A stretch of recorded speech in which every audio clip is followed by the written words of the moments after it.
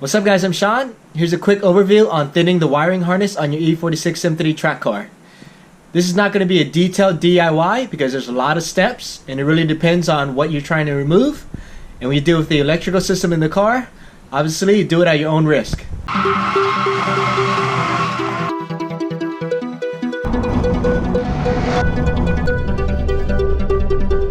Here's where I'm at right now. The dash is off the car and the beam is off the car,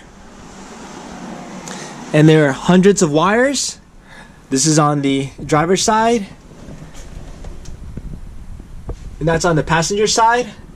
Here's some of the stuff that I took off the car: the speedometer, the steering wheel column, the dash. Obviously there's DIYs online about how to remove the dash. It's actually pretty easy. You're gonna have to unbolt this bar after you remove the dash, and then you can get to the fuse panel here. The fuses, a bunch of wires here, and this is the wire that goes into the passenger side of the engine bay that has like some of the AC wires. And on the other side, driver's side, that opening right there is to the ECU, and that's where you can get wires to like the fog lights, the horn, and some other parts of the car. This is the heater core. I'm gonna leave this in the car because I still drive it on the street, and you need the heater on cold days and also on rainy days like today. In the future, when I trailer the car, then I'm gonna remove the heater core, and then I'm gonna extend the cage and get a full cage, and you're gonna have a bar that goes right through the front of the car.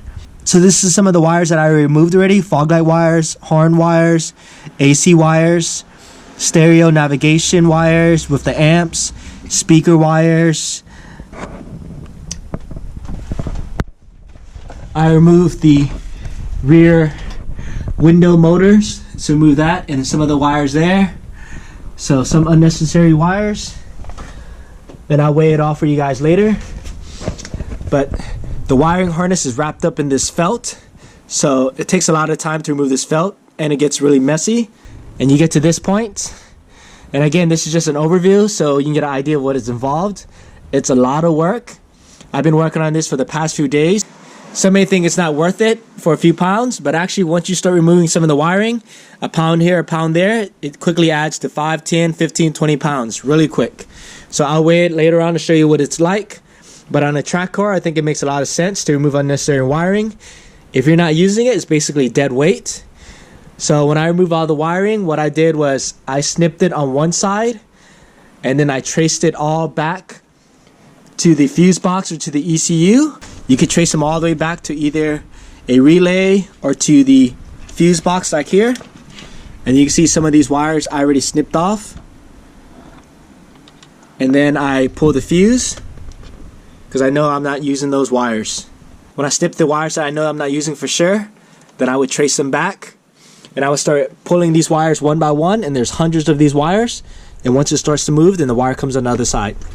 Same thing if I have some snip wires on that side that I know I'm not using, then I will come on this side and I will pull them one by one until I get those wires. I think it would have been a lot easier if I removed the heater core to get to the wires, because the wiring harness is right underneath the heater core and it goes to the other side. But this is actually more work if I'm going to remove the heater core, because I got to go into the engine bay and everything else. So I'm just trying to work around it. Once this becomes like a serious track car or a serious race car, more of these wires are going to go, and it's actually going to be a lot lighter. But for now, I think this is pretty much the bare minimum that's left that I'm still going to keep. The car starts. That means I did everything right. It's awesome. Now I just got to clean it all up and put it back together. One thing I forgot to mention is that after doing the manual swap, I still had the SMG wires that went to like the SMG components here, the SMG wires that went to the transmission and to the steering wheel. So I removed some of those wires. The wires are cleaned up the best I could. The ECU fan is back in place. This is how the wires tuck behind the steering column. Passenger side. This is how the little relay box goes back. And then the fuse box hooks on to that beam that I'm going to install in a few minutes. The beam is back in the car. Steering column mounted up. fuse box locks in. I put the dash back in and everything back together. And I got rid of the cup holder because I don't really use it much. And it's easier to work on the car as well. So let's take a look at everything I removed so far. So for this project, I moved the cup holder, what's remaining of the armrest. Ooh, the wind just closed my hood. That was pretty crazy. So the e-brake thing, the shifter thing, some sound deadening material. So all this right here is about 7 pounds. So this is the wiring that I removed for this project. It has some of the SMG wiring, some of the remaining fog light, speaker wires, stuff like that. So airbag wires as well. So this right here is 5 pounds. So 7 and 5 is 12 pounds removed today. Not bad. It's a free mod. Can't complain. If you're curious, this is the stereo navigation wiring that I removed actually about a year ago. This whole thing weighs like 10 pounds, which is crazy. And this was some of the hood and AC wiring that I removed a few weeks ago. And this was about 5 pounds. So easily removed about 20 pounds of wiring. And of course, there's probably another 20 pounds or so to go. But that's when it becomes a real race car before I do that. So my car weighed 2,960 pounds with a half tank of gas, no driver.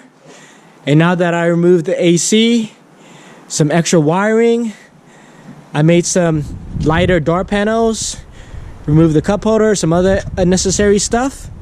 I'm hoping to get under 2,900 pounds. I'm gonna get the car corner balanced in about a week. So we'll see what happens.